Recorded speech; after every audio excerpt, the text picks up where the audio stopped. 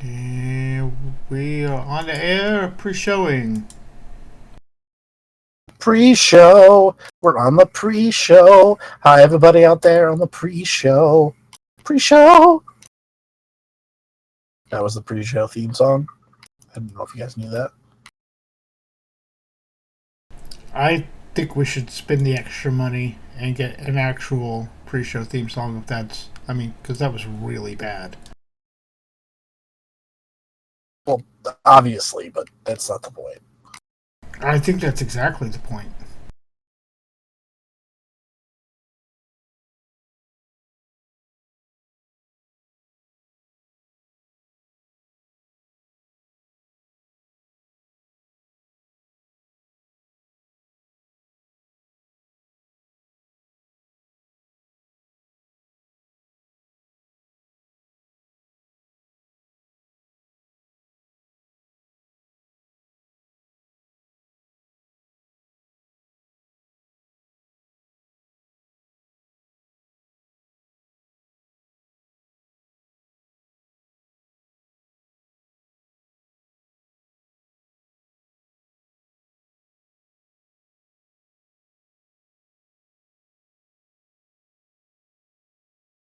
I think the only show this weekend that I haven't watched yet that I do want to watch is like the first parts of the ROH show, and then Pancakes and Pile Drivers is supposed to be pretty good too.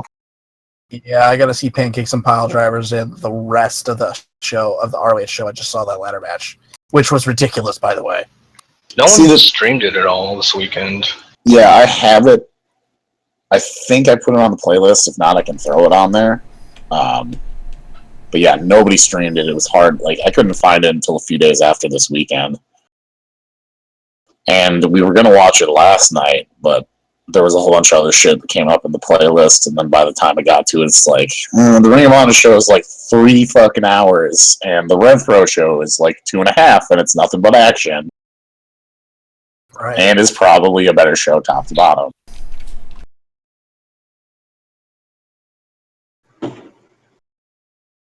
Oh man, I just remembered my favorite part is that one Lord Gideon Grey guy. After he wins his match, he just like he rolls out of the ring and he stands there for a little bit, and then he's just staring at a fan, and then all of a sudden he just goes, ah! He's just like screaming, ah!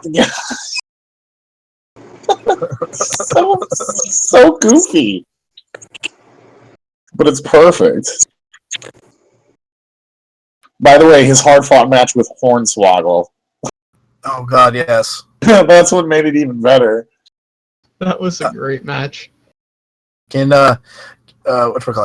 can somebody put us in West? Because we're about to get started here. Because Omega has joined us. Hey, can you hear me? Yes, we can. Yep.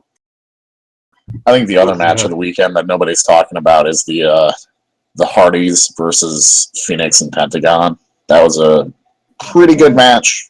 Probably not as good as both ladder matches, but Heard a lot of good things about Joey Janela's spring break. It's great. Actually, I don't know how much fun that show would be able to watch without like watching it with West. It might get a little bit boring. But there's so much great shit in that show.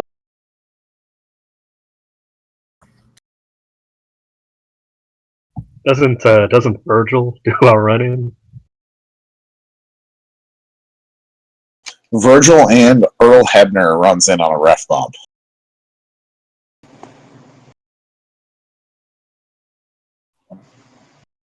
I was seeing on Sunday. I was seeing on Twitter that Virgil was claiming that he lost his will call tickets, and he was going up and down the line trying to scalp them off people.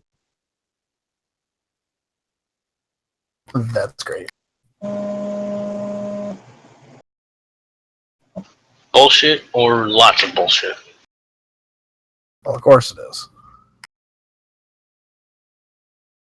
That he got the tickets or that he was trying to scalp tickets? Both. I believe he'd be trying to scalp tickets. I can see him trying to scalp tickets too. Virgil, it's Virgil. I'm partly convinced that that's just part of the gimmick now. Well, of course, because it's Virgil. That he's such a complete failure at being a wrestling celebrity that he has to scalp tickets in order to make ends meet. Yeah, that's kind of sad, and I'd buy it.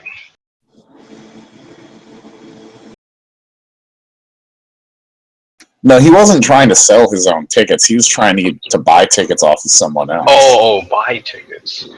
Let's hit that music there, Yankum. Whenever you're ready. Hey, Ryan, you got a hot mic there, bud.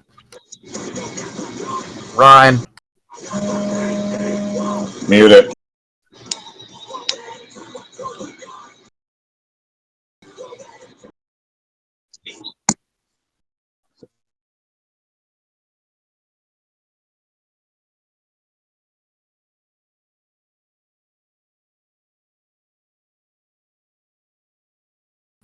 What did you do? Well, in the meantime, I'll just say that Andre the Giant picture is amazing. I have a peanut one. Oh yeah, that's cute and cool.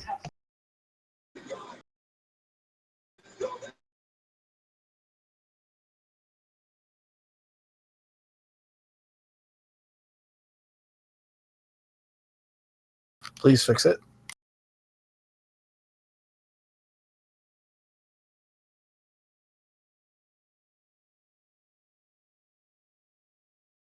What? Oh, you idiot. So,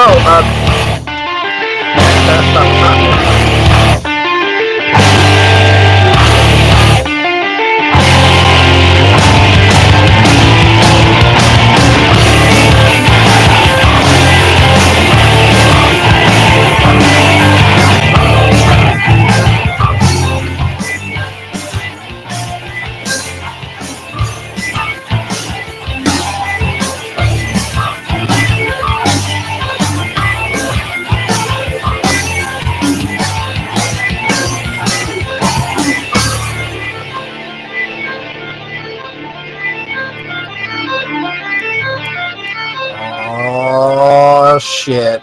We all know what happened this past weekend. 80 plus hours of wrestling content. Wrestling every single day of the week. Oh my god, it was WrestleMania weekend and the whatchamacallit afterwards. Congratulations, ladies and gentlemen. You survived. Go figure, right? This is episode 252 of the Smark Snark podcast. My name is Gunnar, and that over there is my co-host, Omega VR. Look, Gunner, it's Moogle and Chocobo. Oh, God. No, please. Oh, God. Not enough. Wait a minute. Chocobo, I always thought it was called Kookaboo. Oh, God. Please.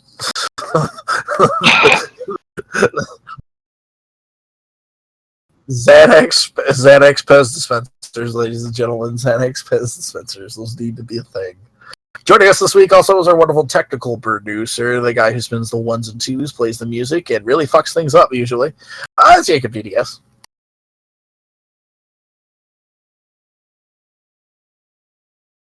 And fuck it up. Also joining us this week, you heard him already. That was the Net Jester. Hi, everybody. How you doing? And I've got one thing to ask you. Are you over your WrestleMania hangover yet? Because I don't think I am. That was the worst pretending to be drunk segment ever. And the best pretending to be drunk segment ever.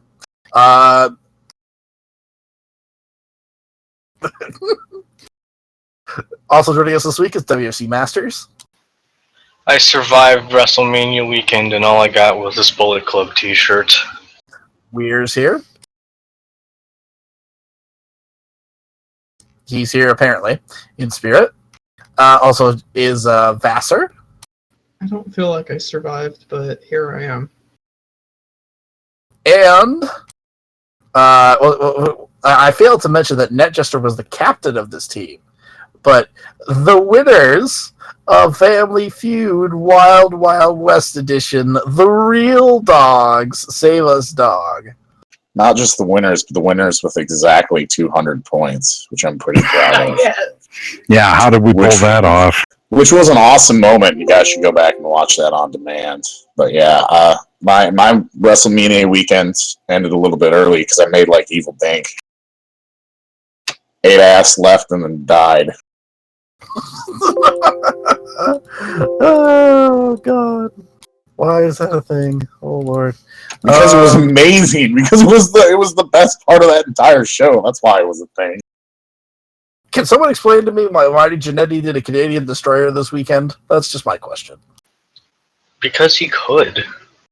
Guess how long the count went on that from the pinfall attempt. He kicked out at 2. Of course he kicked out at 2. It's an indie show. Yeah. All right, news. We got a couple things, and then we'll get into the big ol' segment thing here where we talk about wrestling, and we'll probably talk about mostly WWE stuff, but hopefully we can get to some more fun stuff. The 50-decade title of it, yeah. Post-WrestleMania call revealed that there are 1.949 million subscribers to the WWE network, with 1.661 million being paid. Oh, they might as well. They might as well be real. They'll probably say they broke 2 million subscribers if they start making them up. But this is pretty much the numbers that they're at their peak. Gotta make the network look strong in front of the investors, anyways, because we'll have a shareholders meeting and they'll be like, "Well, we have 1.5 paid and 500 million free, but that adds up to 2 million, right, guys?" Better the network than Roman. Am I the one who's going to start the rant on this? Please rant. No, go for it. Go for it. Go for it. Unless Omega has something to say. Well, I was going to say, when it comes to the network numbers, I think they're pretty truthful, because I would remember the whole point of all these free weekends and free weeks. Like, I got an email saying, "We'll give you 3 months just for free," and the reason they did that was because they wanted my number. They wanted me to be a subscriber, paid or not, so they could say, it's over 2 million. But when it comes to attendance numbers, now that's a different matter. Dude, both those figures are fake as fuck. I'm just going to go ahead and say I would love to know how you fit 75,000 people into a stadium that has the capacity of 65,000 people while cutting off a majority of one of the biggest sections. That's all I've got to say about the attendance numbers. 10,000 workers. Yeah. They had 10,000 workers on hand to fill in the rest. I mean, there's literally no other way that you could get 75,000 people into that building when the stage... I don't even think they have 10,000 workers. I mean, let's say they have 1,000, or let's even say 2 or 3. But then, does the arena have another, 6,000-7,000? I'm not so sure. Well, this arena was set up for football, wasn't it? I mean, normally... This is an outdoor football stadium, and the stage, which was awesome, it was beautiful, but it took up all the space that they would have to add extra seats. There were no extra places to add extra seats, period. Well, no, I'm sorry, I gotta disagree with that. The football field itself was being used except for the ring and the ramp, so there's a hell of a lot of more area to put people there. But almost every time that you're doing something like that, you're basically replacing the seats that you cover up in the stands with the seats that you put out on the field. And on top of that, the Citrus Bowl is not built like newer stadiums where it's built to have, say, an elevated platform for a basketball court for a Final Four like we saw in Arizona this weekend. It's built for a football. There was no other intention, so they can't lower the stage and the ring down and have more seats slanted down. They can only fit so many people in that football field. Well, the reality of it is the number is fake. The attendance number, anyway. Dave Meltzer talked about it several times this weekend, saying, it's always fake. I mean, I think a few years ago they bumped it up by exactly 10,000, and this year they probably did close to 20,000. They specifically bumped it up a couple hundred more than their last time they were in Orlando. Yeah.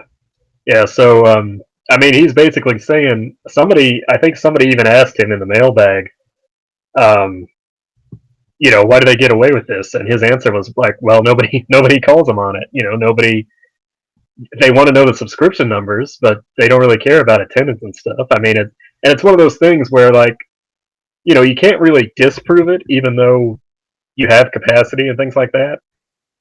But I mean, it was pretty blatant this time. I think if somebody really called them on it, they would have to admit it. But it's just a matter of nobody that matters anyway ever calls them on it. As far as the subscription numbers, the ones that they probably announced the day after WrestleMania are probably truthful. What's going to happen in a month? What do those numbers look like when it's May? What do those numbers look like when it's June? Oh, they're going to never do that. They never tell you that because they always show you the numbers directly following one of the major pay-per-views. I remember, like, late last year was right after Survivor Series. They're like, look at all these subscriptions that we've got. You have no idea.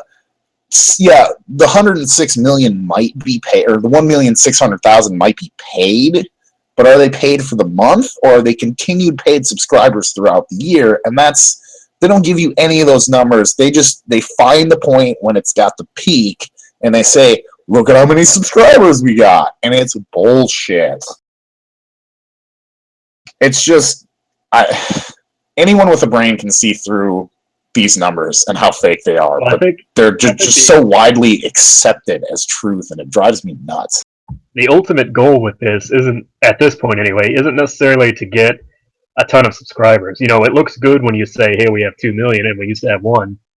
But I think the point is to try and get people to be on the network and watch network stuff, and that way they can kind of transition into maybe getting advertising on the network, so that even if they pay, even if they're on the network for free, they're still viewing the advertising, and that's what's going to entice advertisers.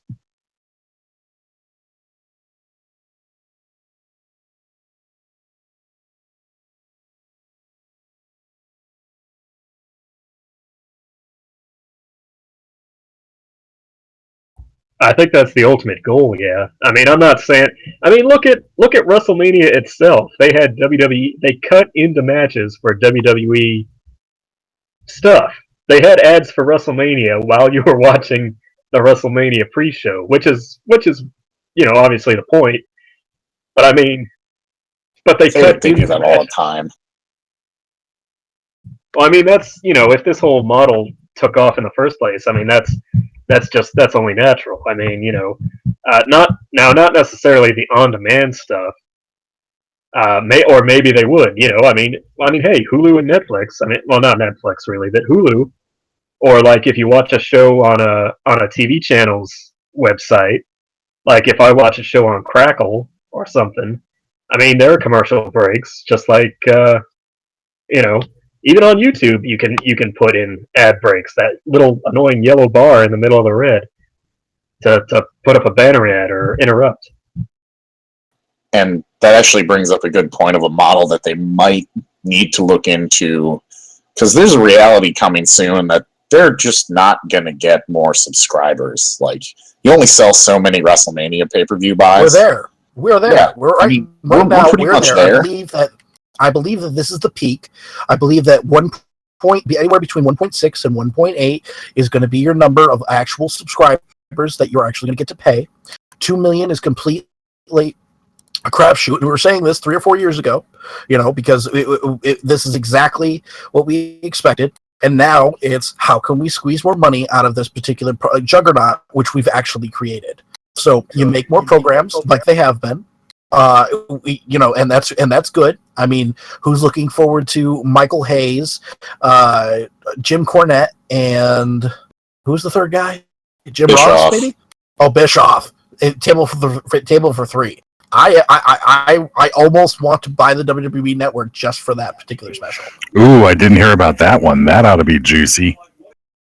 Omega also brings up a good point as far as the Hulu stuff. Hulu, I don't know if they still let you do this, but they used to let you watch anything on their service, but there would be ads in it. Maybe at some point the WWE Network sets some things aside, like, oh, you can watch last year's Payback pay-per-view before this year's, but you just have to get ads throughout it. but you can watch it for free, and they can make money off of that. Right. There are ways to make money, but the subscription numbers, they're done. Well, they already do that on their YouTube channel. They've been putting full, well, they call it full. I haven't looked to see if it's like an edited down version, but a lot of times they do like full matches of like last year's Mania, or like here's the Undertaker's match from Mania 25, or stuff like that. They have the full matches. The only sad part is they cut out all of the entrances, which can be half the fun. See, I want to see the entrance as much as anything else. Yeah, so it's smart by them. They have things that they can do, but they're going to have to get creative real fast.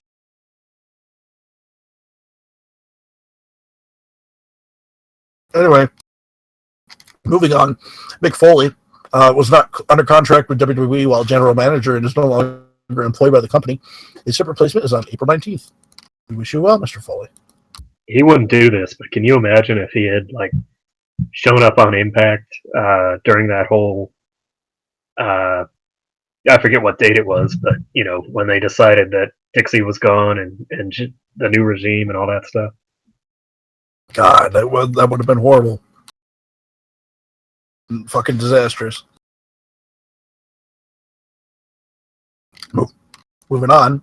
Why? He's one of the greatest TNA champions of all time. For WWE, I mean. And yes, he is one of the greatest TNA champions of all time.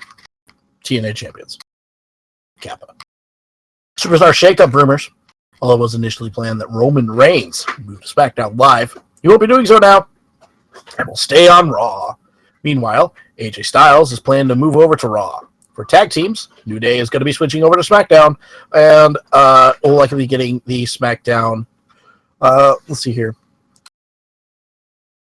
Blah, blah, blah. We'll be getting a tag team from SmackDown Live. So probably, the Usos, unlikely.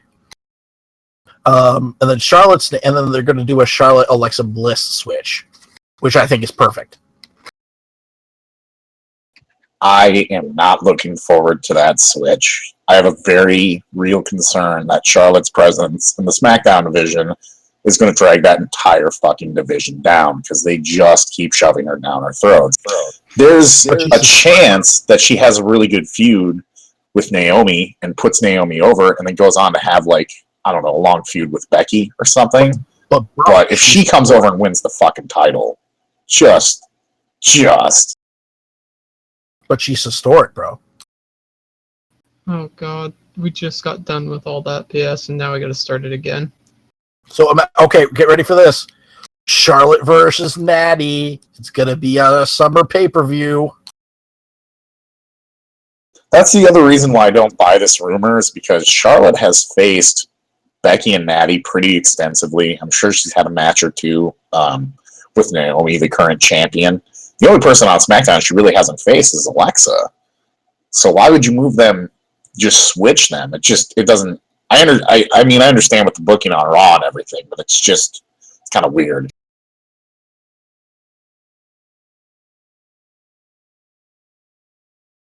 But is anybody really surprised that they're going to keep Roman Reigns on the A show, in all honesty?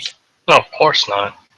I mean, they're already replacing the top face in basically with Nakamura, so there's no need to move over Roman. Well, that's the interesting thing is, let's say they move AJ to Raw. Let's say they keep Roman on Raw. Yeah, you've got Nakamura on SmackDown now, but they're still kind of gutting SmackDown as far as, SmackDown needs a lot of help in the tag division. They don't really need help in the women's division, but, it couldn't hurt, obviously, to have Charlotte over there, fresh matches and everything. But, as far as the main picture, I mean, Wyatt's kind of on the outs again. He's already got Rowan back, and they're doing the family thing again. I mean, that's pretty much it, isn't it? Orton and Wyatt, and, who else, really? Yeah. If they moved like a Kevin Owens, or... I don't know. Go ahead. See, I just can't see Kevin Owens moving because they're starting the whole thing with Joe. I don't see anyone from Raw that could move right now that's not kind of wrapped up in something other than Sammy. And as much as I love Sammy, he's been buried so far beneath the earth that it's really hard to convince people that he's a main event player at this point. He needs some time to be built back up. And as far as tag teams go, I think they're just going to move the New Day over, and Raw will get nothing in return. And if they get anything, it's going to be some team like the Fashion Police. You don't think there's... Sorry, but you don't think there's any chance in any way, shape, or form whatsoever that they move the Revival to Raw? To SmackDown, you mean? They debuted on Raw.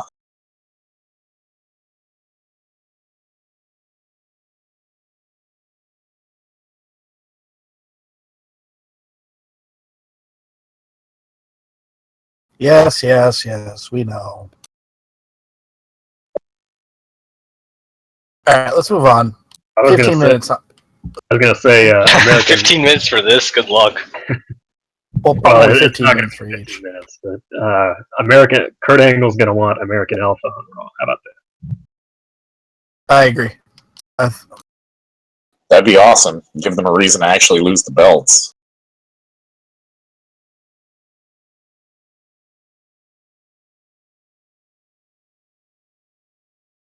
No, it's a superstar shakeup. So that means that all they're going to do is don't get your hopes up, Jacob.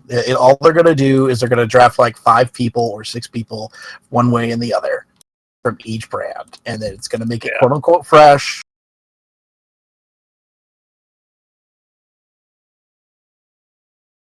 From 10 years ago.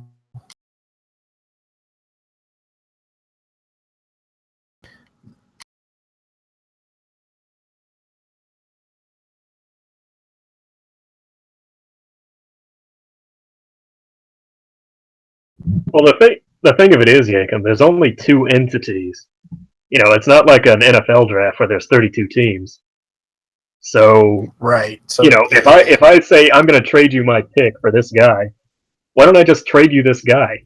And because if I'm trading you the pick, you're just going to pick some other guy with the pick. Yank 'em.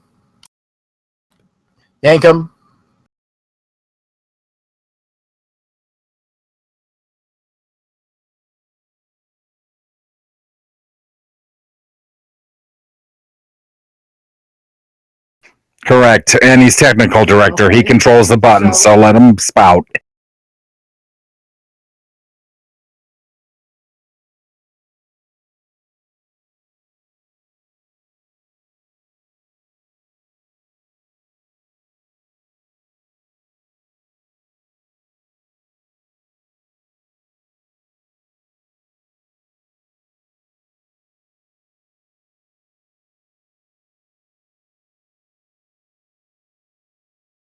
Stop.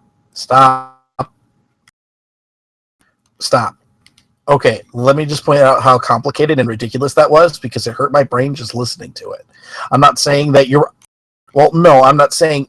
That's the thing, is that the rest of the people are dumb as well. And I'm not trying to offend anybody here, but at the same time, it's like, God damn it, you're all fucking dumb. So, no, Yankum, they're not going to do that. It's not going to be something crazy like that.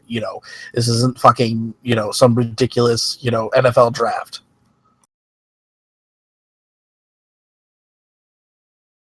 All right, Russo. I understand the concept, but again, if the reality of it is they only want to trade, a handful of people. So instead of stretching it out across a 3-hour show and saying, all right, we pick this guy and we pick that guy and this and that, I kind of like the idea of the 2-day trade period where they can basically just say, okay, Angle wants American Alpha and he's going to trade the New Day for them. Or this guy begs Angle to go to SmackDown, or this guy begs Angle to come to Raw, or whatever. And I mean, it's all right. Pointless at the end of the day. I mean, Let's move on. 15-minute time limit for NXT Takeover Orlando. Sanity defeated Ty Dillinger, Roderick Strong, Ruby Riott, and Cassius Ohno. Thank Are God we Ruby going to do any quick Riott. thoughts on the Hall of Fame, though, first? Okay, yeah, all right, sorry. Hall of Fame. Best Hall of Fame segment almost ever. Chimmel. Just as good. Chimmel was fucking hilarious. Rick's entrance was the best. Why isn't his son in wrestling? What else, guys? I think Beth. Now we're about to say the same thing. Beth had by far the best speech. She put over pretty much everybody she ever came in contact with in her career. Molly Holly paying for her wrestling school, and she put over almost every single woman that she had ever faced, like names like Katie Lee Burchell, And then the only women who got booed that she mentioned were the Bella twins. I thought that was funny. Yep. And then she put over China. She put over China clearly. She made it a point to put over China. Like, spent 2 minutes talking about her. That was a fucking phenomenal speech. I was legit tearing up at some of those parts. That was amazing. Damn straight. Yes.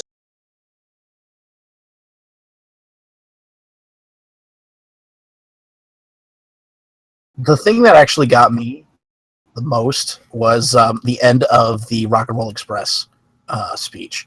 I thought that was one of the most touching, wonderful things to see for two guys to have a bromance like that, and now you realize that you will never have a bromance like that with anyone. Because, I mean, they're still going 35 years doing exactly what they want to do, and they get to live their dream, and they get to go from town to town and wrestle until they're super, super old, and they get to train kids now to be able to wrestle the style, and to have that kind of life and to be able to do all of that nonsense. That's fucking amazing. As close as brothers, that's very admirable. If no one else has anything to say about the WWE Hall of Fame, just go back to the Hall of Fame pre-show. About a half hour in, Renee Young is interviewing an exceedingly sober Dean Ambrose. Yes, I forgot about that. Oh, Lord, they were so cute together. That's a real couple right there, WWE. Forget about Cena and Bella for a minute and focus on these two. It was weird when they showed Goldberg and he stood up and everybody booed, and then he and his family leave, like right after. From what I had heard through sheets and stuff, he knew that he was kind of going to be an antagonistic presence as far as the fans, and the fans that night, seriously, fuck those fans in the stands, assholes. I mean, so many drunk assholes. It's always going to be like that. You can't really say.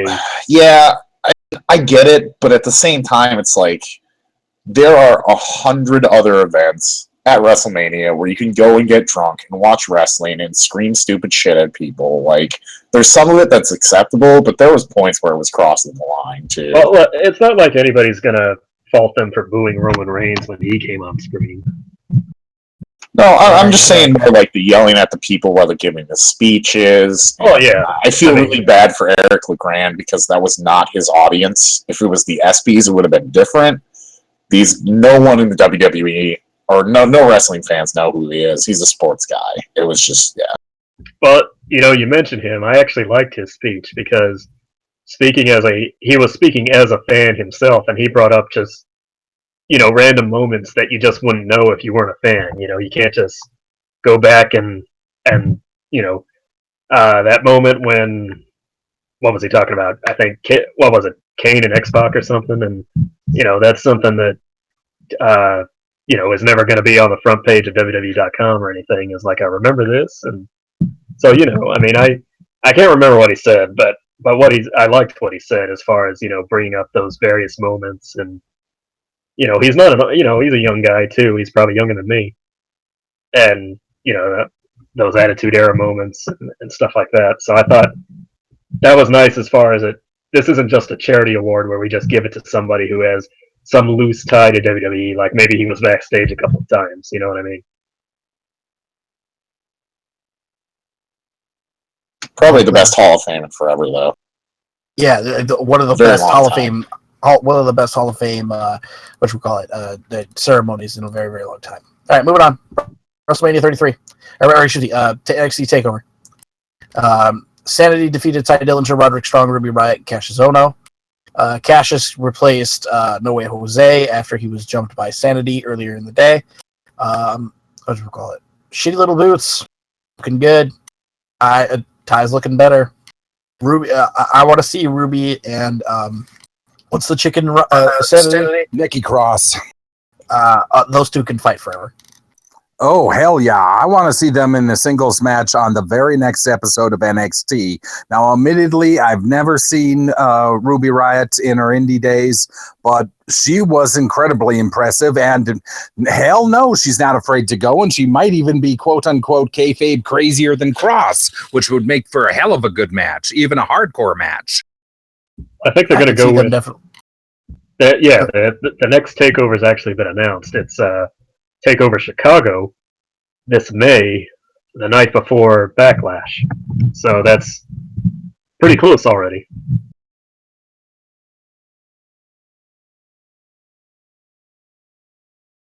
Hell of a debut for Ruby Riott.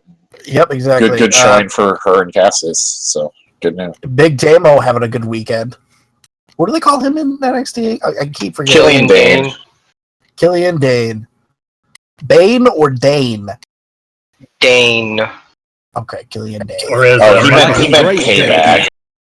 I'm sorry that we confused Payback and Backlash. Soon it will be Paybacklash. Yeah, no shit. Michael Cole called him Dillian King. Oh yeah, Dillian King. And then there was my new favorite guy, Aleister Black. He has got a hell of an entrance, I'll give him that. I'm not exactly sure about his in-ring performance, but I love the entrance. He'll grow on you in ring. But his in-ring is fine. Yeah, he's a former Tommy End on the independent scene. He can definitely go in the ring. There's no issue with that. Probably one of the coolest, one of the most unique. They always try and do the occult and the evil, and they've like Mordecai and shit like that, and it always comes off cheesy. And for the first time with Aleister Black, it did not look cheesy. It looked bad fucking ass. Yes, it did. And this was a pretty good match, and apparently Andrade is supposedly moving up, and if this is the way he does, I can't see him getting much better in NXT, so... Looking forward to seeing Andrade on the main roster. I mean, really, he's reached his peak here in NXT, and you can tell. And he's ready for that push. And it finally looks like he's in his own skin again. It looks like he's back to the old La Sombra, just no mask. I mean, it's wonderful. His face, it tells a way better story of him being a dick than the rest of his body does. I mean, when he tranquilos and he looks at Aleister in the middle of the match, that was fucking awesome.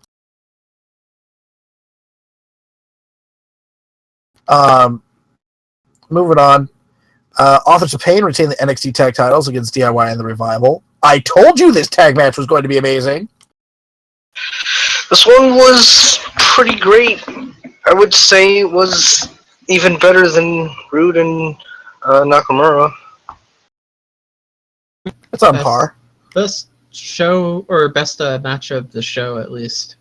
Probably best of the weekend for WWE. The complex storytelling, the changing of pace, and then the eventual breakdown of the teams was a perfect example of what you should look at when you want to commentate. To be perfectly honest, because if the commentators weren't there to make sure to remind us that we were in ROH, I'm sure that we would have completely forgotten. Nice, but what I'm thinking of is this was all in all a good show, but with every single champion retaining, kind of struck me as a little bit cold. They could have done something with. I know they want to build the Authors of Pain as a monster team, but sooner or later you're going to have to take the belts off of them. I might come to regret. Excuse me. I might come to regret this because I once said the same thing about Roman Reigns after a particular tables, ladders, and chairs match. But the Authors of Pain actually proved their worth very much in this match. I don't remember any missteps. They looked like they belonged, definitely. I remember that in particularly that spot where I think they grabbed Gargano out of a baseball slide and chucked him into somebody else through the ropes. Oh God, inside the ring, and then turned around and threw him at somebody else outside the ring. That was pretty good. The problem with that kind of stuff, though, is who they're throwing. When it's Johnny Gargano, he's able to do stuff like that, but there are a lot of talents on that roster who just can't. Oh, yeah. Exactly. I mean, if they get called up at some point and they turn out to be another couple of Romans and they can't, Revival's being called up. DIY splitting up, more than likely, I would imagine. I've heard that they're getting called up, too, but that could be complete bullshit, so who knows. They're definitely ready for it. I just want to point out, though, especially the Authors of Pain entrance, especially after watching like all that Power Rangers stream, they looked exactly like putties. They looked like two dudes that Rita Repulsa just like slapped, the basic gray figure and just threw them down the chute, and there they are. Like they just. It was just like they looked like such generic assholes.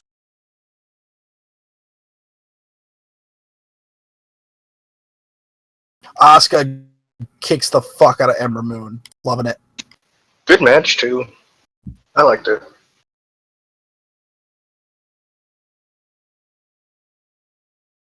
You were really looking forward to it.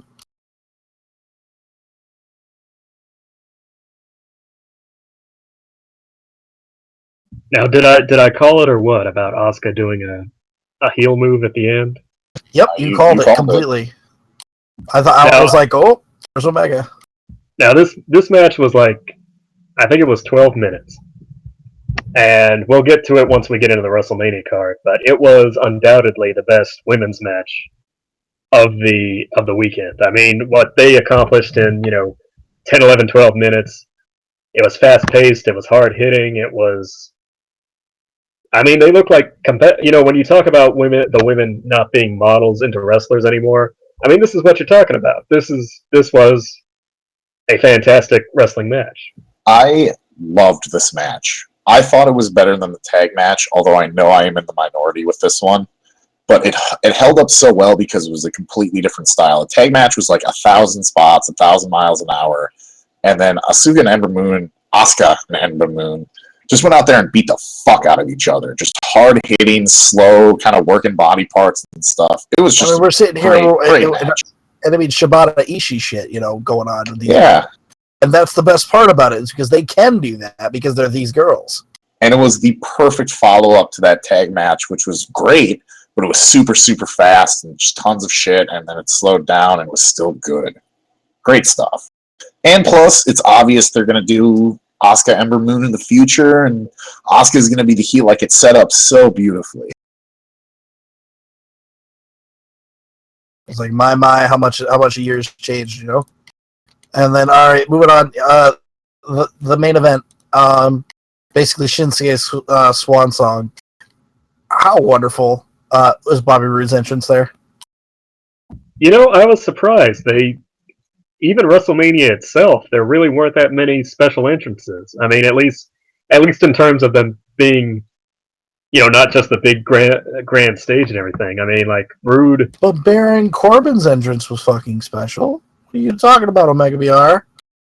I mean, you got two piano. I mean, compared to what did Shinsuke have? He just had a sheet. Right. They really pretty much. They put a lot of money in their pyrotechnics. So I got to just say this, with the directed light at Rude's robe, he looked like one of the aliens from Krypton at the beginning of the original Superman then. Seriously. I guess. I love it how that Jester is the only person who would actually make that comparison. But okay, that works for me. That match was what 20-some minutes. It really flew by too. I'm surprised when I look back at how long that actually was. NXT was perfectly watchable as a whole show. You could sit down and watch that show and love it from front to back and say, all right, I was perfectly happy because I was able to watch a wrestling show. And then there was the 75 other hours of wrestling that we had to watch this week before we got from the last show to the show. Well, you know, the main it disappointed me a little bit, the main event, just because it reminded me a little too much of their first match, where the story of the match is they're working over Nakamura's knee. Like he misses to the outside and he hits it against the barricade, and then that's the story the rest of the match is. And I timed it, and Rude, I think, worked over. He had him in a hold. I think it was it might have been a headlock or a knee lock or something. But he had it in there for almost 5 minutes straight. And I thought, it's kind of dragging at this point.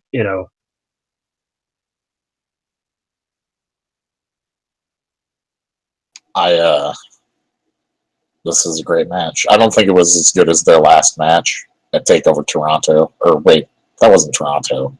Wherever the fuck they had the Royal Rumble. San Antonio. It wasn't as good as the match at the Royal Rumble, especially psychology-wise, but knowing what came after that, it was pretty much what it needed to be. Right. Let me see here. All right, that's it for NXT. We're moving on to the 7 hours of death.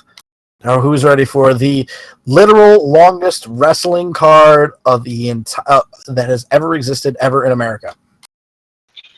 What's really sad is that this show actually was a lot better than I expected it to be. I think a lot of people are just praising this show because everything that we thought would come to pass didn't. Well, besides, but it was like, oh god, New Day's hosting it. Oh, they kept their segments to like a minute or less. That's fine. It's like, oh no, we've got some pretty bad matchups on the card, and like, oh, they actually managed to work some pretty decent matches. That's cool. It's like most of it was pretty good. Yeah, I mean, there was nothing truly awful on the show, which is more than you can say about a lot of WrestleManias. And it actually feels like this one mattered too. Yeah, yes. But at the same time, now that it's said and done, I'm not sure there was anything that was truly spectacular, and except for maybe the ending, that we will remember. I'd argue the Hardys coming back was a quote-unquote truly spectacular thing. And the fact that they had an 11-minute ladder match there was also a truly spectacular thing. Yeah, I mean, I guess. But the majority of the card was still sort of like, I mean, 2.5 stars, maybe. More and more, it just feels like their pay-per-views are extended Raws, even WrestleMania, because they're treating it as such when it comes to the network, because it's no longer something that you pay $39.99 for that every once a month. Now it's every 3 weeks you get a new pay-per-view that happens for 3.5 hours. It's getting really, really tiresome to deal with all of this content. Ugh.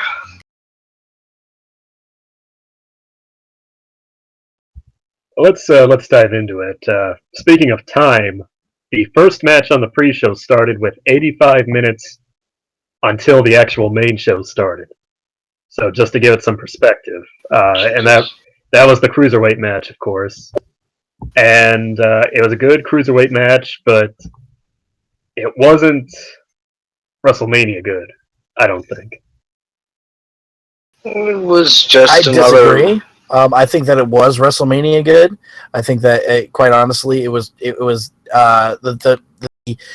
the ending would have been a little bad, but they were just getting their bearings, if you would. So for you to say that it wasn't WrestleMania good, of course it wasn't WrestleMania good. It was WrestleMania pre-show good. Yeah, I agree with that. I mean, they had some big spots. Aries went for the 450, and Neville ended up hitting the Red Arrow. I thought the story of the match where he grabs onto the bad orbital socket was good to justify Neville, winning again. I agree. I hated the fact that there was a commercial in the middle of this, and I think they did it to the other two matches too. But the feed I was watching, they set it up as if there were commercials, but then there weren't. Well, you know why they did that, right? It's because USA was actually airing that hour, the second hour of the pre-show, live on their station. Oh, so they, they? Yeah, so they had good reasons to put okay. commercials in the second hour, but the first hour, your complaint is 100% legitimate. Well, yeah, so why did they do it in the first hour then? That doesn't make sense. They've never had a good reason, but they always do it. Speaking of ridiculous, Mojo Rawley won the Andre the Giant Memorial Battle Royal in the pre-show. Who predicted this one? Someone on West did. Ralph, remind me to stab him when I meet him at NJPW this summer. Okay, we'll do. He's going to be sitting the row behind me, so I'll point you to him. I'm ashamed to admit that I didn't realize it would be Mojo until there were like 5 guys left, and one of them was still Sammy, and then one of them was like Jinder Mahal, and then one of them was Mojo, and I was like, oh, wait a minute, they showed Gronk at the beginning of this match. Of course it's going to be him. The second I saw Gronk's face, I knew who was winning this match. I didn't want to believe it. Okay, I want to make another point about the commercial thing, too. I would be somewhat more okay with the commercials if they were a commercial for the show that's coming up. But I think the one during the Cruiserweight match was like for some random-ass toys or something. It's just like, what the fuck? Why not air it right after the match? Everyone's still going to be there watching. And how about that security lady? That was great. You think in the biggest show of the year that someone would have informed her that, hey, someone's going to jump in? Nope. Well, she showed up on another show, too. I can't remember which one it was. But she was on... She was the one who, I think, pulled Maurice off of, what's his name, Zack Ryder's father after they had that incident during Miz's title win after Mania last year. Yeah, I think she's a regular security person for them. But, well, the funny thing of it is, I'm not trying to be sexist or anything, but, she's like 5 foot.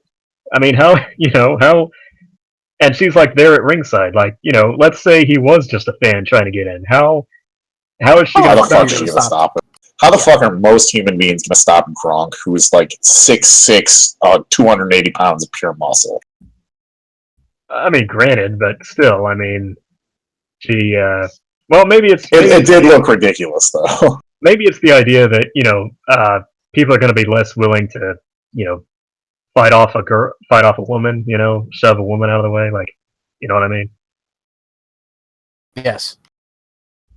I mean, I'm just saying, it looked kind of silly, and I saw her when Gronk was in the ring getting ready for his tackle. You could see in the corner her laughing about it. The referee's trying to explain what the deal was. And she thought she did a good job too. That was the best part. Well, I mean, we're right along. Honestly, she did. I mean, she did. Basically bear hug him, and she thought she would have backup too. So probably. I mean, anyway, I don't blame her at all, because if you look at Gronk and if you don't watch football, you just assume it's some drunk frat boy, which is what he is anyway. But I mean, he's a famous. Oh yeah, it's not like he was in a suit or anything. Okay, so speaking of going from famous drunken frat boys to the most fucked over man in the WWE right now, Dean Ambrose defeated Baron Corbin to retain the IC title on the pre-show. Oh, this existed so much better. I don't even understand why. I mean, I get that people were upset that the SmackDown's women wasn't going to be on the main show, but is that why they shoved it off onto the pre-show? Well, no, timing. That was actually a timing thing. Okay. I've heard people say, it sucks for Dean, but at the same time, what has he really done performance-wise in the last 6 months that really, says your match absolutely has to be on Mania? I mean, the reality of it is, if they're going to switch one of the matches, it's not going to be any of the other matches, it's going to be this match, because, it doesn't really matter that much.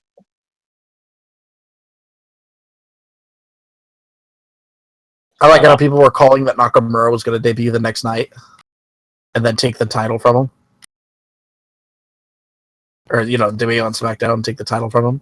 Which, by the way, that SmackDown segment, holy shit, was that stupid. Well, where he oh my god! Oh my god, it's Shinsuke! Oh my god, it's Shinsuke! Oh my god, he's... There we go to commercial. Doesn't beat up Miz. Doesn't do anything. I thought it was great because he did the exact thing that Roman did, but he got overwhelmingly cheered. And Roman got completely booed out of the building, and it was great. Realize that's WrestleMania 35 right there, right? I hope so. I hope they're smart enough to put heel Roman against face Shinsuke, but I don't have No. It won't be heel Roman. It'll be just Roman. Because, he's not a good guy. Well, then fuck that.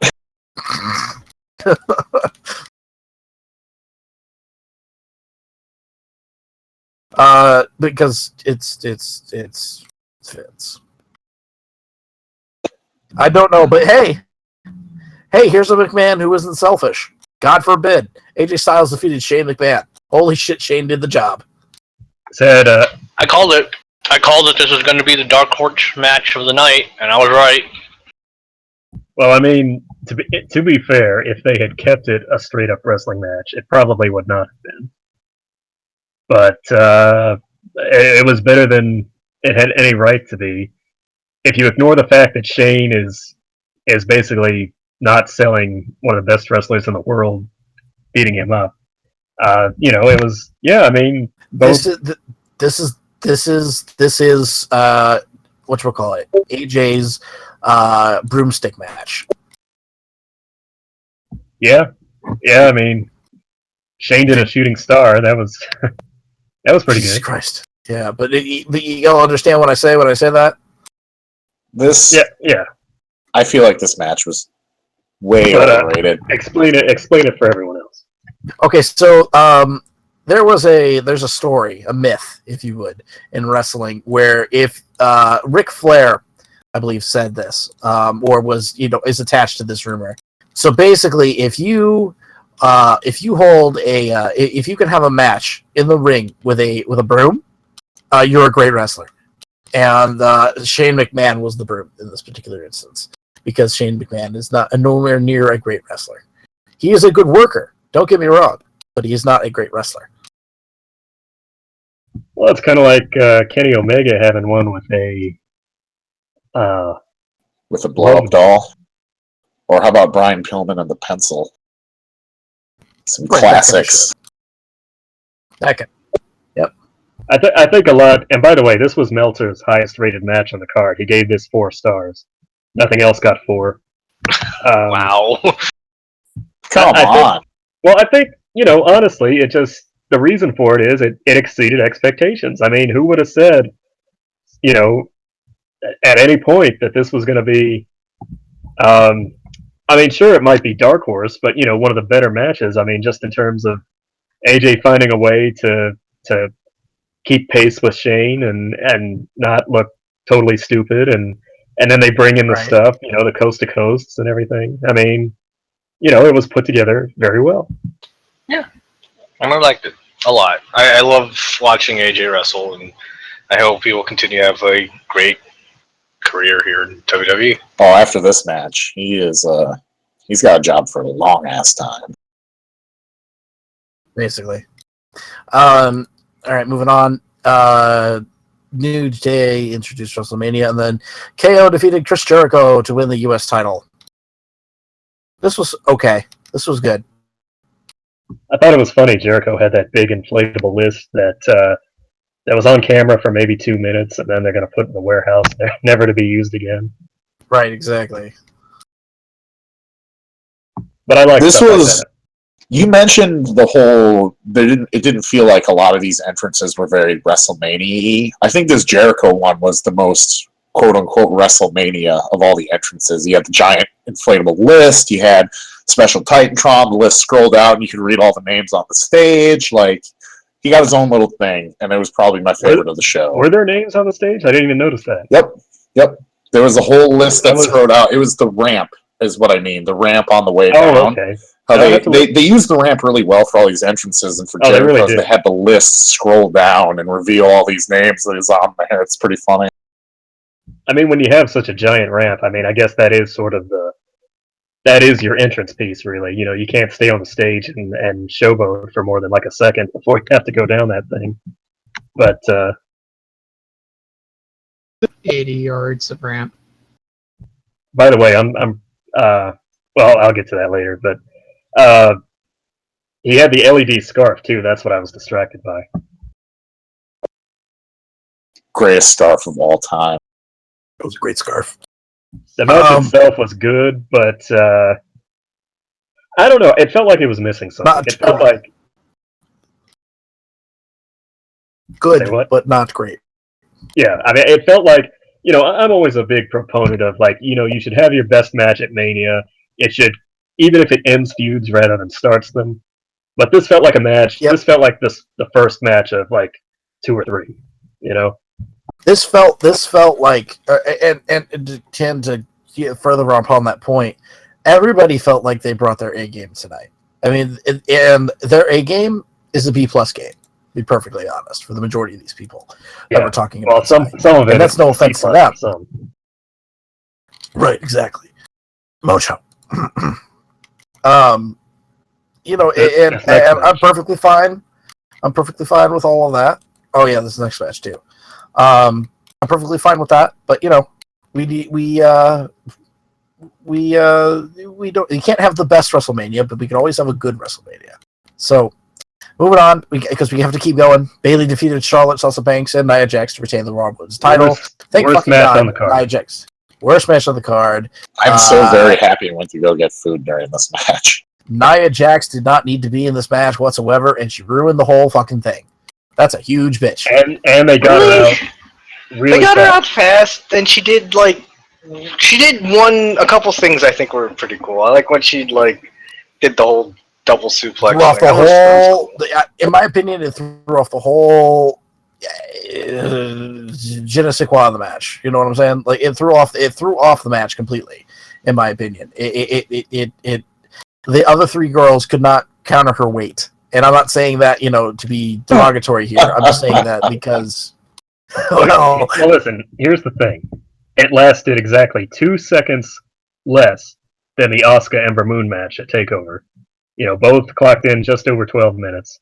Right. What Asuka and Ember managed to do in 12 minutes compared to what these 4 managed to do, I mean, it's night and day. I mean, how long did it take until Asuka until she was eliminated?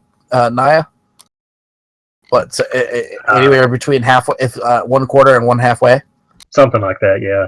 I mean, just all 4 of them put on a really lame performance. I mean, I don't know if it was the booking of the match or what, but you hype this thing up. Compare it to where we were last year when they were hyping up the big triple threat and who's going to be the first women's champion. And now you've got these 4 who just, nothing special, nothing well, scratch that. Charlotte doing her corkscrew moonsault to the outside. I remember that. But then I also remember her trying to tear off the turnbuckle pad and getting maybe a 4th of it off. And that was the story of the match. She kept throwing people into it, and then she got thrown into it. And, they've, for the past at least 3 months, at least this year, they have completely screwed up the Raw women. They all look weaker for it. Hopefully this shakeup changes things, but, why they couldn't just have Bayley win it here and it be the big moment, I don't know, because, and even the match the next night on Raw was bad. And they really need to start stepping this up. Exactly. All right, moving on. The Hardys defeated Gallows and Anderson, Enzo and Cass, and Sheamus on the Raw Tag Team titles. Anybody else really annoyed at the Hardys for doing the delete gimmick on the down low? I just have to say that the Hardy Boys wrestled in 2 ladder matches within less than the span of 24 hours. And that fucking ROH match, that was not an easy match. They did every spot you could fucking think of in that match. I don't know how they do it. I don't know how after all these years Jeff Hardy is alive, let alone able to walk. But it's incredible, and they got the reaction they deserved. Absolutely. Just Man. was pretty fun. Honest question.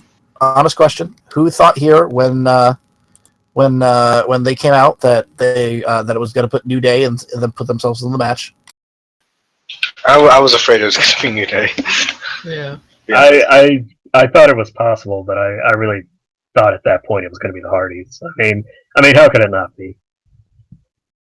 And by the way, this match was a little less than a minute less than the women's match, and look at how much they accomplished. Exactly. You can argue that it was rushed and things like that, and that they just did a bunch of spots, but hey, that's what's exciting. I think we're going to look back at this match as the exact point the crowd turned on Enzo and Cass. They completely turned on them this match. They enjoyed Sheamus and Cesaro. They were fine with Gallows and Anderson. There was no response when Enzo and Cass were climbing to try and get those titles, and there were a lot of boos. They were booing them, weren't they? Yeah, it was not their normal response. It was really weird to hear them get essentially jeered. Yeah, I think maybe they'll be moving to SmackDown, to be honest with you, because there are a lot of heel teams on SmackDown, and most of those are jobber teams, and if they can kind of get their momentum back before they face whoever, the Usos maybe again. But I thought everybody did well in the match. I liked the spot where Jeff jumped off one of the ladders, or he springboarded off the ropes, and he landed right in front of Cass's big boot. I thought that looked really good.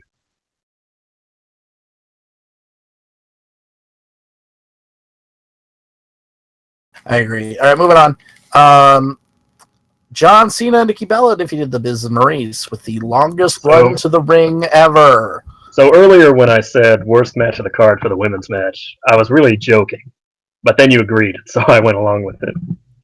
But honestly, this was probably the worst match of the card. Just by virtue of the fact that, Maurice didn't do anything, and neither did Cena and Miz, really. One of the best built matches of the card, and they just had like a little. They really didn't do anything. They had a mixed tag, and we're gonna have a mixed tag because we gotta have the mixed tag to be able to do the thing afterwards. Yeah, that's what it was all building to, was the proposal, and honestly, I'll give it to him for two reasons. One, he's John Cena, and he's given a lot to the business, and if he wanted to do this and make this a big moment, and perhaps even one of his last moments, not to say he's retiring or anything, but he's probably not going to be around for a while. Mm-hmm. I give it a pass, and plus the fact the story he told was actually kind of nice. He didn't just get down on one knee. Honestly, it was one of his better promos in a long time. This proposal. Agreed. I thought it was really nice. What he said. I think that honestly, if he feels that way, and all that shit's real, and pretty much is, that it's awesome that he and her are going to be going through all of that nonsense. By the way, I think everybody suspected it, but I can believe that Nikki really didn't know for sure that it was going to happen. And Cena actually claims that the only other person who knew for sure was one of the production people, so they knew where to shoot and everything. Right. But anyway, my point is Nikki's a terrible actress, and her reactions seem pretty genuine, so I believe she didn't know. This is super bittersweet because now Miz and Maurice are not going to do the Total Bellas thing anymore, which, again, on SmackDown was the best part of the entire show. Well, maybe. And the last segment that they did, oh my god. Yes, please. That's what he's good at, and I think that's what Miz should stick doing. Terrible acting in a terrible thing with terrible people. I was about to say, maybe Miz will get in a feud with Nakamura and dress as Nakamura, but maybe that's not such a good idea. That would come off extremely raceless, but I want to see Miz wearing a fruit roll-up suit. It's just like a really terrible looking version of Nakamura's. We don't got time for this shit. Seth Rollins defeated Triple H. He slayed the King. Hey! Okay. Everybody cheer. Ronnie was mentioning about the Seth special entrance, and it was kind of a cool entrance. The problem was nobody had any idea what the fuck was going on because the promo video didn't mention the promo that it was referencing, nor did the commentators. The whole thing was referencing, if you're going to do whatever, I'm going to burn it all to the ground. But they never said that, so it just looked like he was carrying the Olympic torch, and then they had some cheesy-ass graphics. It was so fucking lame. That's a good point. It was so much lamer than Randy Orton's giant sperm. It was... Like, stop. Nope. Don't say that. It was more lame than the other thing. It was the lamest entrance. It made him look like a total dork, and they never explained it, so everyone was just like, what the fuck is this? It was so stupid. He was in his white Power Ranger gear, too. No, he was in his gold Power Ranger gear. He was the Gold Ranger this time. He always wins when he wears his white or gold stuff, so, you know. Yeah, I mean, I disagree. I like the entrance, although you have a good point about what it was supposed to be. Triple H's entrance was okay. I mean, I thought it was funny. The only two people who actually rode to the ring and didn't walk the whole length, except for Taker, Triple H and Sasha Banks. Big Show did it. Strowman did it. Big E did it. Big E did it he only did it once. A couple times. Once. Well, yeah. And so the highlight of the night, moving on here, the Pitbull concert. Gotta say, it's pretty sad that the Rollins H match was so uneventful that we're just gonna start talking about Pitbull now. Well, here's the thing: it was a Triple H WrestleMania match. It was long. It incorporated the table. The sledgehammer was there. It had a lot of ground and pound. It had some holds. But it's guaranteed. It was guaranteed to be a good match. But this could have been on like any pay-per-view, honestly. Exactly. Yeah, they should probably. And if he was healthy, we would have been complaining about having it do at Fastlane or whatever the fuck it was. And Stephanie went through the table, which good on her, but that got a huge pop. I mean, at the same time, I could do that spot. All she did was kind of fall back and hit the middle of the table. So the Pitbull concert. I am terribly racist, so I'm going to say this. I saw the black guy rapping, and I was like, oh, the Hall of Famer kid is standing again. Holy shit. Wow. And then I was like, oh, wait, that's just the terrible internet connection. Never mind. Now, wait a minute. Was I the only one? Now, Pitbull announces that Flo Rida's there, and then out comes Lunch Money Lewis, the big guy. Did anybody else think, God, what the hell happened to Flo Rida?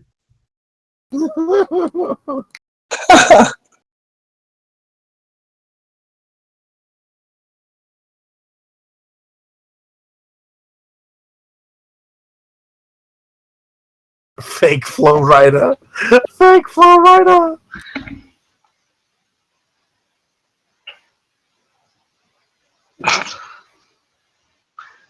The day before, I made a joke that Florida Georgia Line was going to show up, and it's like, oh man, now we get Flo Rida Georgia Line at the WrestleMania.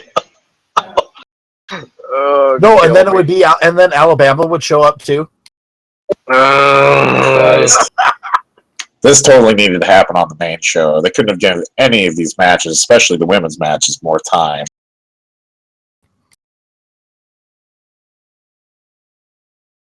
And Chicago. Might as well be. Jesus Christ. All right. Moving on. Randy Orton defeated Bray Wyatt to become the new WWE champion. Yay! No. Why did they not use the whole screen thing during one of the entrances? That would have been a fucking awesome WrestleMania entrance. Instead, that was oh that that ring thing with all the worms and stuff was so boring. Actually, you know what? I thought it was. Here, I want to take that back because Naomi actually did use it for her entrance, so that was kind of cool. I think a lot of people did. You just couldn't see it. Yeah.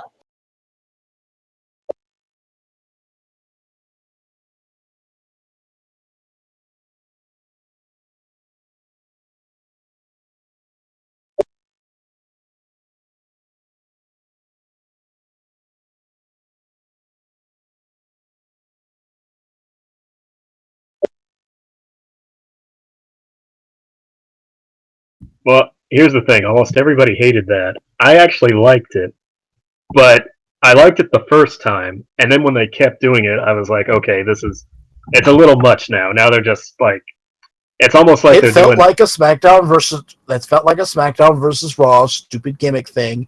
And I swear to God, I mean, this entire segment feels like it was written for SmackDown versus Raw. Yeah, I mean, it was like, okay, they're not having a great match, so this is how they're going to play it.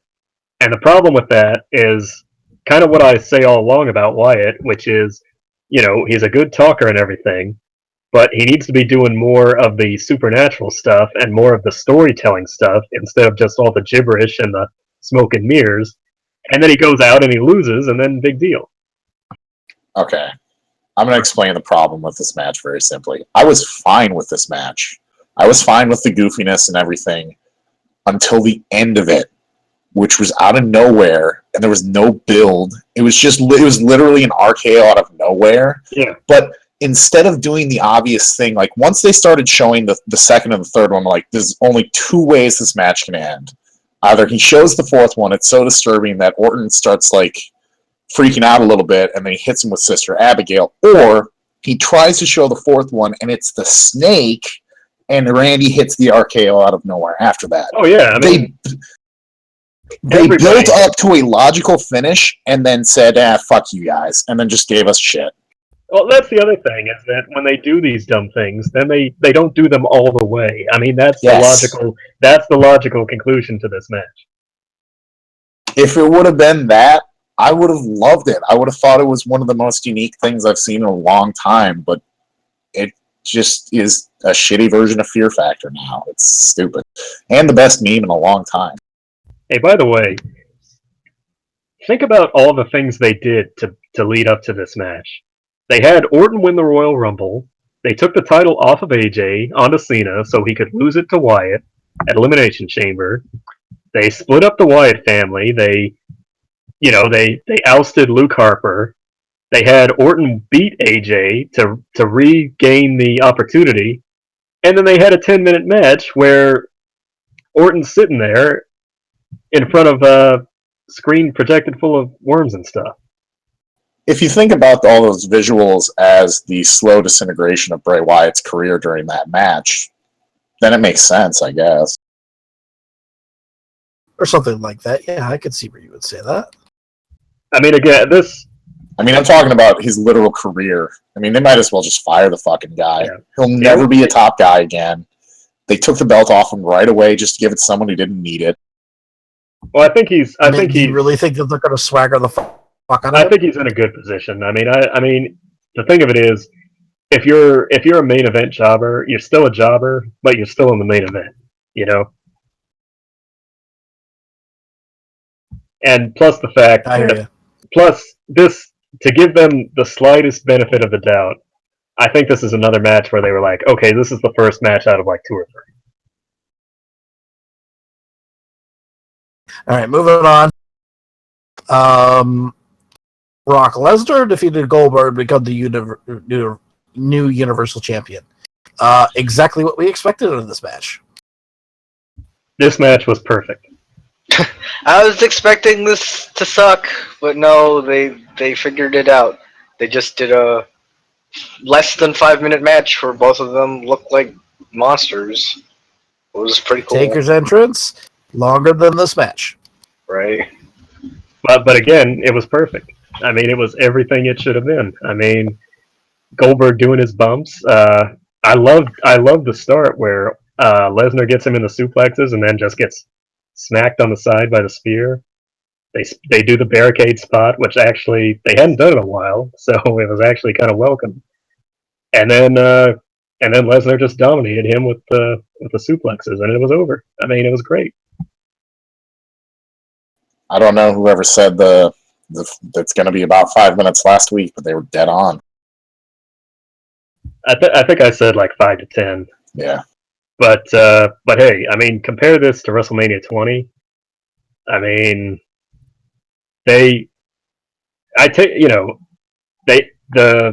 when Goldberg first came back, his promo was great. The match at Survivor Series was good in the sense of that it was shocking and everything. Pretty much everything in between was pretty lame, but then they brought it all around with this one match. So, kudos.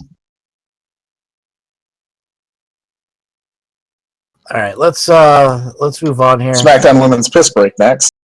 Naomi defeated Alexa Bliss, Natalya, Carmella, Mickey James, Becky Lynch by submission. Round of applause for everyone who wanted this shit on the main show. You got what you fucking deserved. A 4-minute, nothing pointless match. Honestly, I thought this was better than Raw. It was like 10 minutes, wasn't it?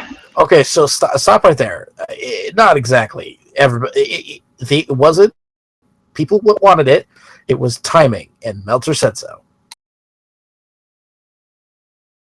It was 5 minutes and 35 seconds. 5 minutes, 35 seconds.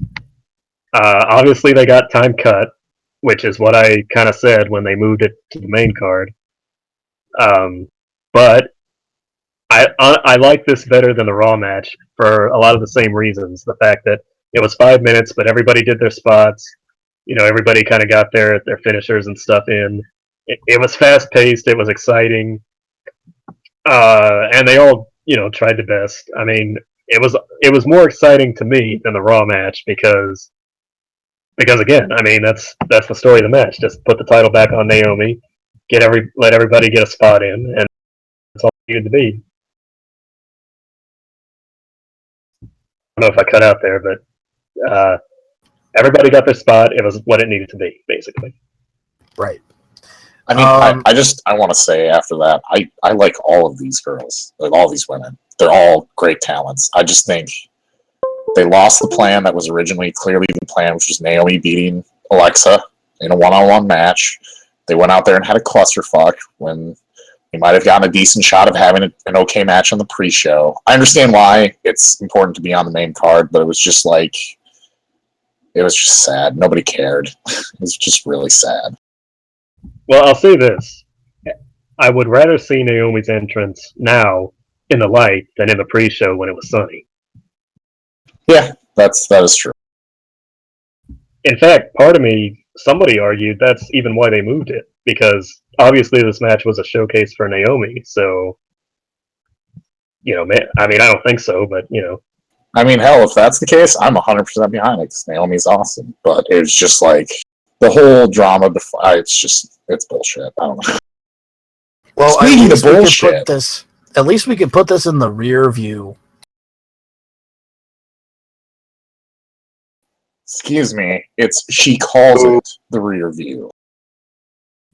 I'm waiting for the eventual Asuka versus Naomi match. You know what I mean? It's gonna be extra thick. Extra thick. Roman Reigns defeated The Undertaker. I say that casually. Well, we all knew this was coming. Be honest. Did we all not see this coming? Because we all knew this was going to happen. We all knew it was going to happen. Yeah. By Saturday, when they made it clear that this was going to be the last match, it was clear that it was going to be the last match. Like this.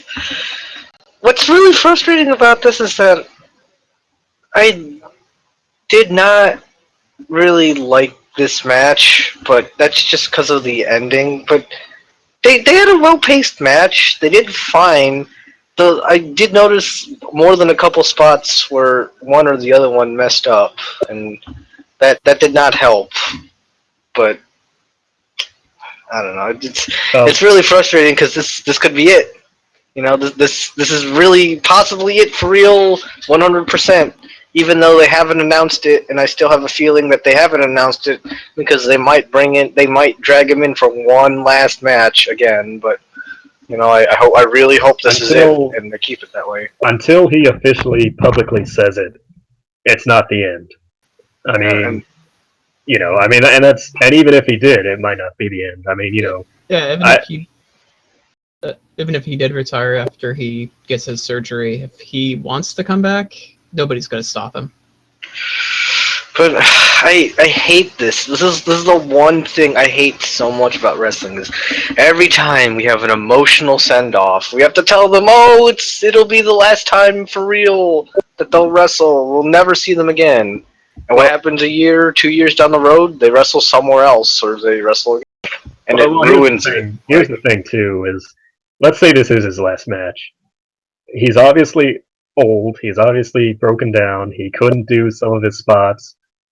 He needed somebody to, I hate to say it, he needed somebody to carry him in this match, and Roman Reigns cannot carry people. No, Roman Reigns can be carried. He is the ultimate warrior of the early 90s of this generation. Definitely, 1000%. But he cannot. I mean, literally. He cannot do the. I mean, literally too, because when they did that, they tried to do the reverse tombstone spot, and Taker screwed it up the first time, but the second time, Reigns could not lift him up. That was when it got real sad for me. That was the absolute worst. Like, and I'll be honest, this was probably a better match than even I thought it was going to be. There was some cool spots to it. There was like the table, the spear, and there was some good stuff. But it just overall was so underwhelming. And then especially after the length of how much wrestling you watched that weekend, it was just the shits. They had a rope break in the no holds barred match, which I always notice and always it's silly to me. It bothers me too. I know why they do it, but it's noticeable. Sometimes I just wonder if the refs are just rope break because they're just so trained to do that by now. It's like, whoops, I screwed up. Just roll with it. It's fine. Man, you know what else? They brought out Jim Ross to announce this match, which was great. But all three announcers were calling this match like it was like you were playing the video game. Where they pre-record the lines and like they try to sound excited, but they're being excited at something they can't see. I think what makes this match so sad is like everything after WrestleMania anyone could talk about was John Cena proposing, or Brock Lesnar Goldberg, or maybe if they're on like kind of the sports side of things, the Hardys returning. Nothing about The Undertaker, nothing about Roman Reigns. All of the coverage was about everything else. Well, And this may be The Undertaker's last match. That should be a big news story. The Taker's been around for a long time. Has a lot of fans. Mainstream media might be a different thing, but I saw plenty about Taker, during the night and through the next day. I mean, obviously the big mainstream story is Cena, but I saw a lot about Taker too. But again, this is just proof positive that WWE has not taken care to create new, bigger stars as much as Cena has. As soon as Cena is just gone, like WWE is gonna find themselves in a very tight situation because they don't have anyone that is as close to as charismatic and well known as Cena. He really is the Hogan of this generation. Once he departs, they're going to be up ship creek without a paddle, and it's it's already clear. What are they going to do? What are they going to do? All right. So honestly, if this is Taker's last match, thank you, Taker, for everything. I mean, one of the greatest, top 10 wrestlers of all time, in my opinion. I don't know if he'd be the top, but he's definitely in the top 10. What an astounding career. But may I remind you, the last time somebody had an emotional send-off in Miami. Whoa. You mean Orlando? Orlando. That's what I meant. Raw and SmackDown after Mania. Any terrible surprises? Anything that you guys found interesting? Revival was great. Them showing up was pretty great. Nakamura looked like a goddamn superstar in about 4 minutes which was the length of his entrance. There's a lot of good stuff to enjoy. And I should also remind people out there that the last match of WrestleMania week was a dark match between Ziggler and Nakamura. I found that interesting. Do you want to see Ziggs and Nakamura? I want to see Zig and Miz. Like, he came out during the Miz segment. I thought they were hinting at that maybe they'll do that, and that would be pretty tight. But Nakamura is one of those individuals that will make anyone a goddamn superstar if he wrestles them, because he's that just really good. So right, let's do ourselves a favor here and let's make a prediction. So guys, who will be surprising in the shake-up? Who do you think will jump ship and it'll be a total shock? Personally speaking, Heath Slater. Oh God. But for the fact that they did that match, I would almost say Ziggler to Raw, and then he could just reinvigorate himself. It's going to be Ziggler to NXT. He probably wants to be honest. I think we'll get a couple more NXT call-ups. Like, I think the Drifter and Andrade will show up there, and maybe someone else. Who knows? But I think it's going to go pretty much by the books. I think the one thing that we're going to see, I think the club is going to move to SmackDown. That's my out there prediction. Well, but then AJ would stay on Raw then, or stay on SmackDown? Yeah, they'll keep them separate. Yeah, possibly. They have lost and everything. Personally, I would see AJ and the club getting back together if AJ's going to Raw. The whole reason I say that is that they lost the titles at Mania, and then instead of attempting to build up a rematch, they just had one the night after, and the Hardys just went out there and beat them. There was nothing to say that they're going to be contenders or sticking around. I just feel like they're on their way out. Do you think that if the club and Finn stay on the same, if the club and Finn end up on the same card, do you think that the club would try to bring Finn around and then potentially feud with AJ later on, or do you think that it's going to be AJ in the club? Because obviously, at one point, I think they're going to keep Finn and AJ on separate brands. I think the whole idea of bringing AJ over to Raw is to start a feud with Finn Balor, or to start building to something like that down the line. And the reason why I would say move the club to the other side is to not have them look even more like fucking dorks.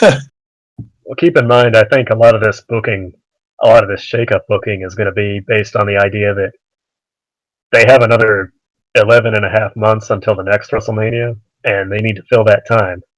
So if they did do that, that's a program you could easily stretch over a few months at least. And, isn't that the thing, though? This is turning into time stretched as opposed to time well spent. Yeah, but you almost have to do it that way if you're going to build your roster so big, and you've got all these guys to where, and that goes back to the idea of a 7-hour Mania, where you want everybody to get on the show, but you got Owens and Finn and AJ and all these other guys, plus all the part-timers you're inevitably going to bring in, and then it's like, those guys, sad to say, are basically the time fillers as we get to the big events and things like that. So, planning ahead is fine. It's just a matter of they always stick. This is the idea. We're going to stick to it. Forget, any diversion, any crowd reaction, whatever. And then, by the way, not to switch gears, but somebody suggested that WrestleMania be over 2 nights. What do you think about that? I could go for that, sure. Because 7 hours at once. A Saturday and a Sunday. 7 hours at once is just too goddamn much, I think. I don't think that you could run a big stadium like that 2 nights in a row. I don't think it's even possible. And that's exactly why they wouldn't do it. Yeah. But it's I think maybe not right now, but I think in a few years' time you could. but 7 hours at once is too goddamn much. If it'd be less insane to do. I mean, I get it. I get why that logistically that would be just as much as a nightmare. If Cena and Taker and all those guys that are starting to go away a little bit were about 5 years younger, and they had this roster that they have now, I would say sure, you could easily build 2 cards like that. But they got no draws. No draws. So basically, what you're saying is that they don't have any underwear. Sure. Well, No put it this way: no draws. WrestleMania is going to be big, no matter. I mean, WrestleMania sells out, or at least the tickets they put on sale when they put them on sale, they sell out every time, right? So why not 2 nights? I mean, wouldn't 2 nights sell out just as good? It would, but it's the size of the crowd. Well, There's also the idea of that if you're in a bigger stadium, you're selling 2 nights. There are some people who buy the tickets and only show up for 1 night, and then you got empty seats. Well, it looks like shit. I guess that's possible. I mean, there were empty seats at the Hall of Fame because a lot of secondary tickets, they didn't sell on the secondary market. The ticket scalpers and things bought them and they couldn't sell them. But here's the thing, and we were talking about the attendance numbers. They can get away more so with making up some of that shit because every seat in the building is full. But if you got a bunch of empty seats and it's very visible that they're empty, you're not everyone. It's going to be very obvious. Right. Yeah. Well, maybe something to think about in the future. But I was going to let's wrap this up here. WrestleMania was fun. There's so much more to talk about. Go ahead. Does Yankum have our ratings from last week?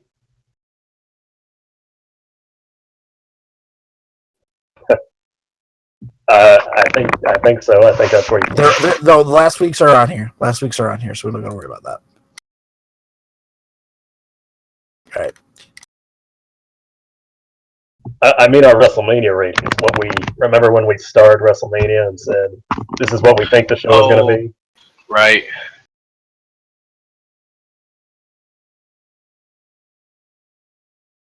Okay, while we're pulling that up, do we want to do Dairy Queen real quick? Dairy Queen drive-thru.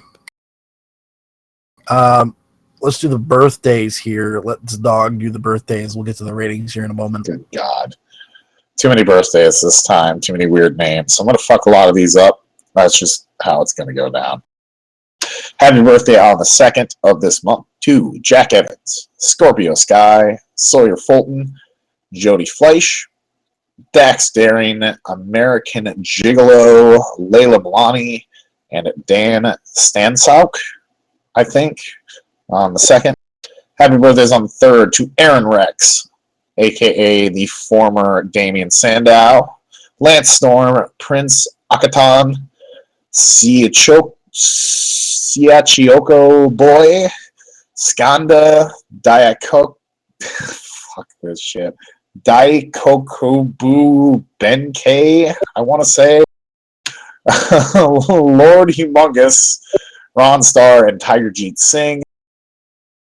On the 4th, Laurel Van Ness, a.k.a. Chelsea from TNA, Ulf Herman, Paulie Tomaselli, I'm pretty sure, Yumi Oka, Sosa Delicio, Tigre Uno, Jim Dalton, John Zandig, and Jenny Clark.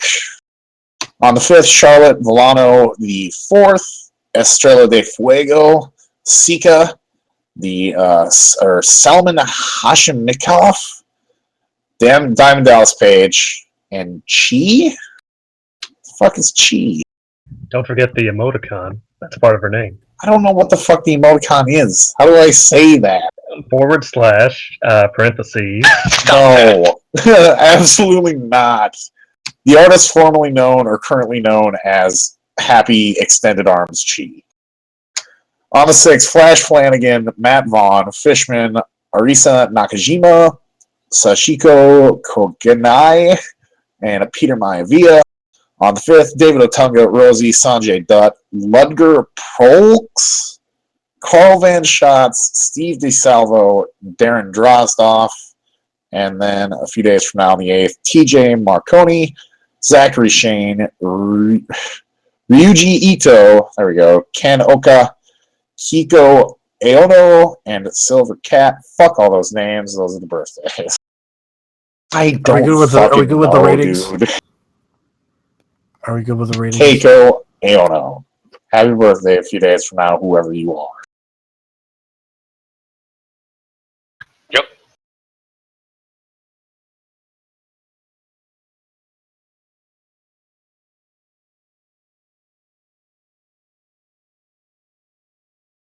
About that, on average, it was about that, especially when the main event, basically after, after the main event started.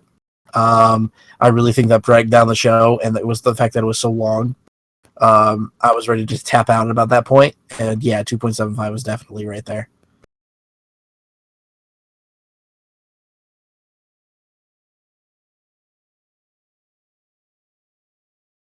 I think I was pretty close. I would knock it down. If there was a third of a star, if there was 3.33 repeating, I would give it that. But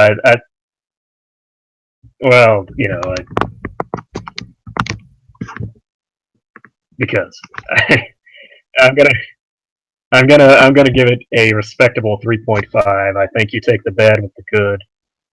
I think there was some good, and there was some bad, but I think I think it was better overall than last year. I think certain people really did put forth that WrestleMania effort, and other people just kind of fell on their face. But I agree, I think it was better than last year.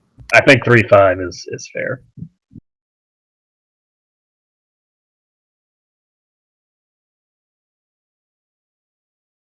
Yeah, I'm probably a little low on that. I think a lot of the matches that I expected to be very disappointing were much better than they probably should have been. AJ Shane is probably the standout of that, but even Taker and Roman had some pretty good stuff. The ladder match was a lot better than I thought it was going to be. Both the women's matches were about as bad as I thought. I think it's pretty much a 3, maybe 3.25, 3 and a fourth. But I'm going to say a solid 3-star. I think it was a little low. But it's still one of the better. If you go back and look back top to bottom, it's still one of the better manias there've been in quite a while. I think it was just as good as WrestleMania 31, but 31 had the best ending. Like if you took the beginning half of this and you put it at the end of and the beginning of 31, 31 would have been just as good as 30.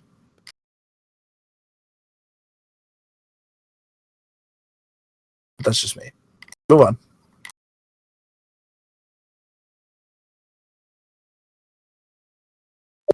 I gave it a 3, and I was absolutely correct. I was on the nose. I felt like that was pretty much exactly what it deserved. Really, honestly, I don't know why I gave it a 3. When I was thinking about it again, I was like, this is gonna be a 1, isn't it? I should have predicted a 1, but you know what? I predicted a 3. I got a 3, and that's what I'm sticking with. And you know what? That's fine. And also, as I predicted, AJ Shane was going to be the dark horse match of the night, and Meltz gave it a 4 out of 5. So I definitely would call right on that as well. I mean, obviously, your mileage may vary, but you know.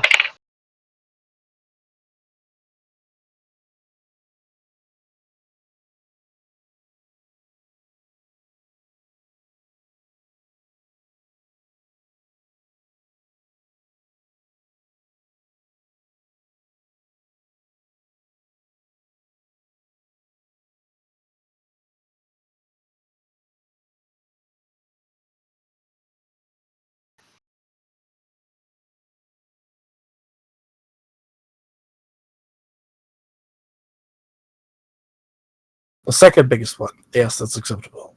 Extreme Rules, Payback, etc.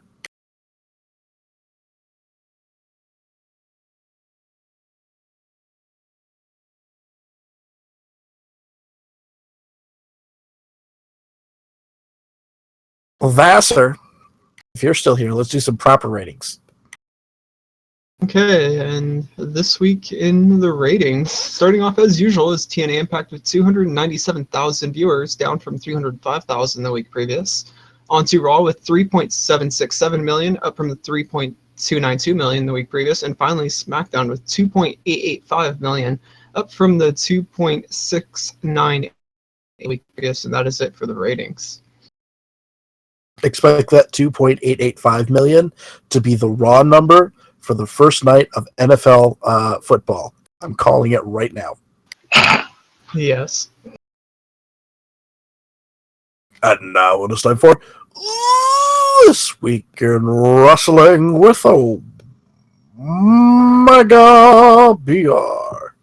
Yes, this weekend, wrestling history, circa 1966, where Chief Little Eagle defeats Eduardo Perez to win the NWA Gulf Coast Heavyweight title, beginning Eagle's third reign and ending Perez's second.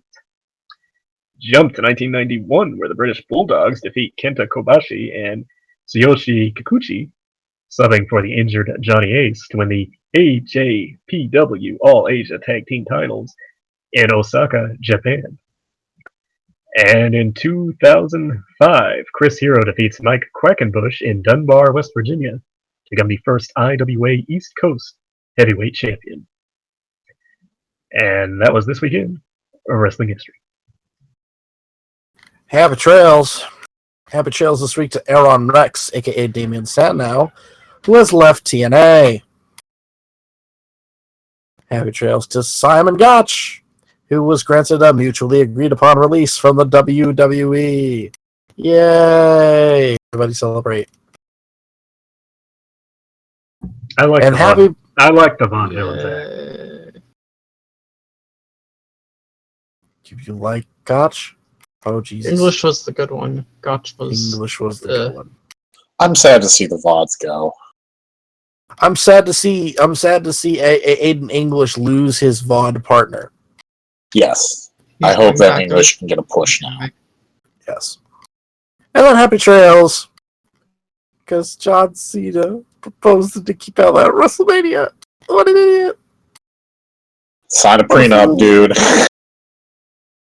I bet you he signs a prenup before he signs the prenup. So he signs a prenup for a prenup.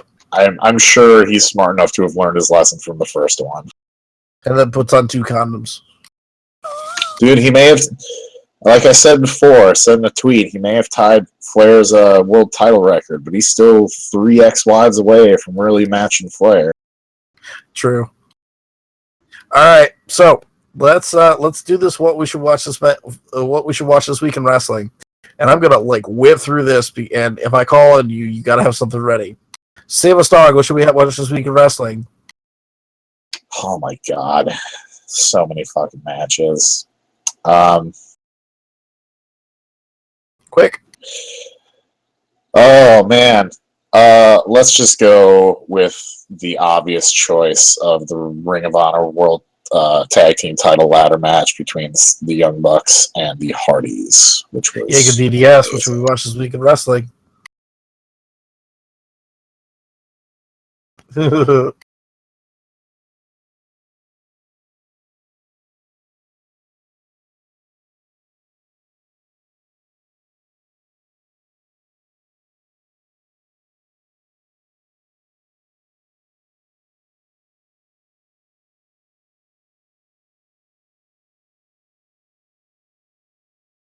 Yeah, you completely disappointing me here. Let's go.